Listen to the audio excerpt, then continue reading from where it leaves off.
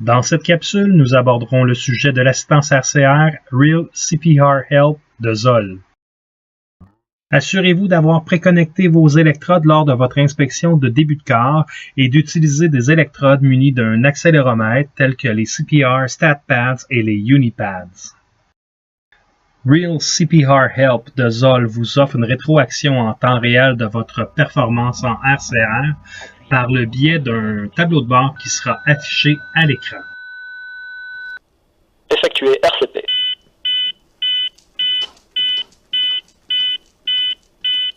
Dès que les compressions débutent, le tableau de bord RCP s'affiche à l'écran.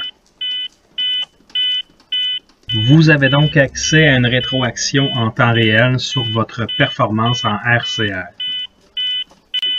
L'affichage numérique de l'amplitude et de la fréquence est en vert et change de couleur si les valeurs ne rencontrent pas les recommandations en RCR en vigueur.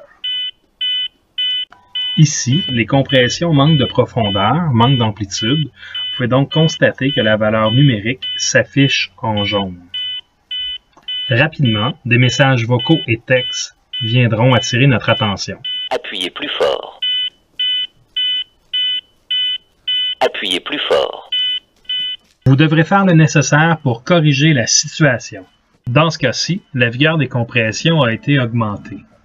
J'aimerais maintenant attirer votre attention sur deux autres indicateurs qui se trouvent à la droite du tableau de bord, soit l'indicateur de dégagement RCP et l'indicateur de compression thoracique. L'indicateur de dégagement RCP se situe ici, à droite du mot « relâcher ». L'indicateur de relâchement de RCP est prévu pour donner une rétroaction sur la capacité du paramédic à relever complètement les mains du sternum durant le relâchement de la compression. L'indicateur de relâchement est rempli quand les paramédics relâchent la compression plus rapidement, alors qu'il sera seulement partiellement rempli si le relâchement de la compression est lent. L'objectif est donc de maintenir l'indicateur rempli. Le deuxième indicateur, l'indicateur de compression thoracique, se situe ici. L'indicateur de compression thoracique est en forme de losange et donne une évaluation rapide de la performance fréquence-amplitude du paramédic par rapport aux recommandations en RCR en vigueur. L'indicateur de compression thoracique, également appelé indicateur de performance de perfusion, PPI, est d'abord affiché sous forme de losange vide. Cet indicateur se remplit à mesure que les compressions sont exercées et est entièrement rempli lorsque les niveaux constants d'amplitude de compression thoracique se situent entre 5 et 6 cm et que le rythme se situe entre 100 et 120 compressions par minute, et ce, en même temps. Si le niveau de fréquence ou l'amplitude des compressions thoraciques passe en dessous des niveaux préalablement réglés, l'indicateur ne se remplira que partiellement pour indiquer la nécessité d'exercer des efforts plus vigoureux. Après l'arrêt des compressions, le niveau de l'indicateur décroît graduellement jusqu'à ce qu'un seul losange vide s'affiche après une courte durée. L'objectif ici est donc de maintenir l'indicateur PPI rempli pendant les compressions thoraciques. Vous pouvez maintenant les observer en fonction.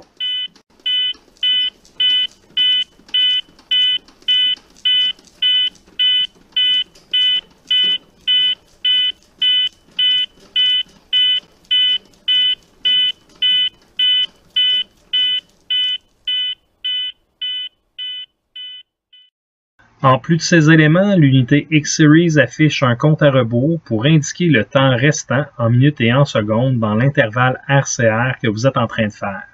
Il décompte le temps restant jusqu'à atteindre 0. Ici, dans le coin inférieur droit, se trouve le décompte des chocs administrés.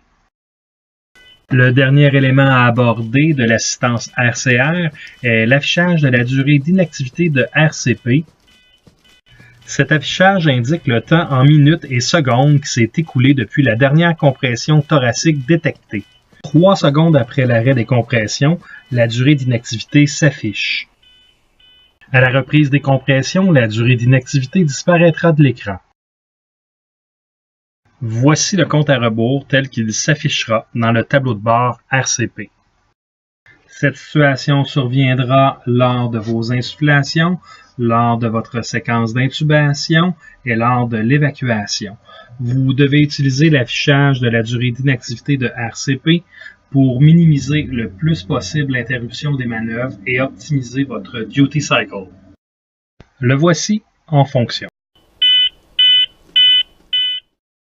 C'est ce qui conclut cette capsule.